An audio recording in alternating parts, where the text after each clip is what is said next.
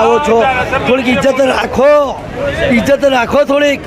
મોદી સાહેબ આવે તો રોડ બની જાય, ધારાસભ્ય આવે તો રોડ બની જાય, MP આવે તો રોડ બની જાય, પણ પબ્લિક માટે કોઈ રોડ નથી. તો તાત્કાલિક ધોરણે નિકાલ નહીં આવે તો અમુક ટૂંક સમયની અંદર અહીંયા ખાટલા લઈને અહીંયા ઊંઘવાના. જે ઉદયપુરથી અમદાવાદ અને અમદાવાદથી ઉદયપુર ઘણી પબ્લિક આવતી હોય.